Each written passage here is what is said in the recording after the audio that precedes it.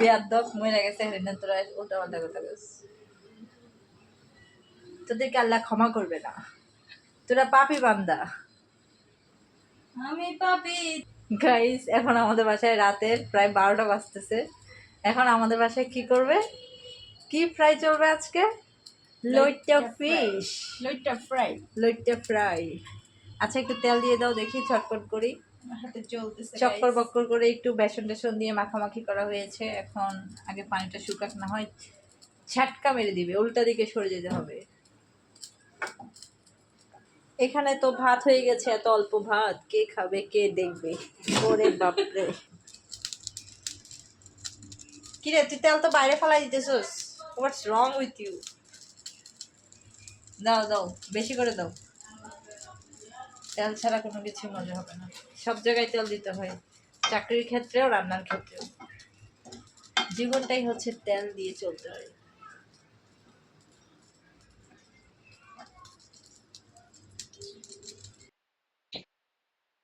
I high, তেল তো একটু গরম হয় নাই, তুমি কি রান্না করতেছো? আয়,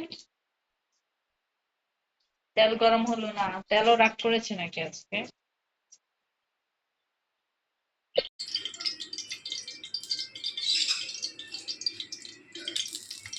এটা হচ্ছে লইট্টা ফ্রাই, সাগরের লইট্টা মাছ, আর ওখানে হচ্ছে লইট্টা মাছ রান্না। অনেক গরম, উল্টে দেখি। ও, কালারটা জোস আসছে, জোস। একটু মনে হয় মরিচ বেশি হয়ে গেছে না? লাল লাল লাগতেছে বেশি।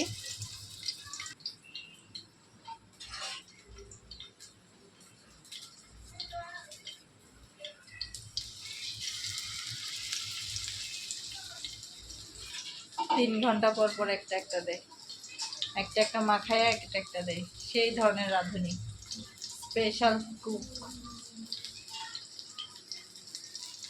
আমি একটু নাড়াচাড়া দিই।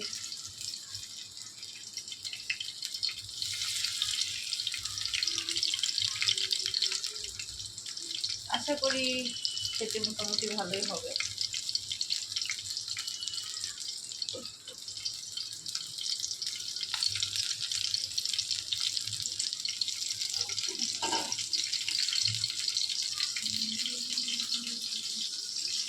শেষ না আরো আছে?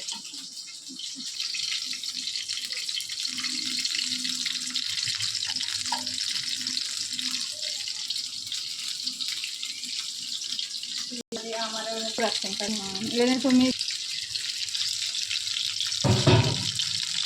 বাহ, সেইরকম করে ফুটতেছে তো।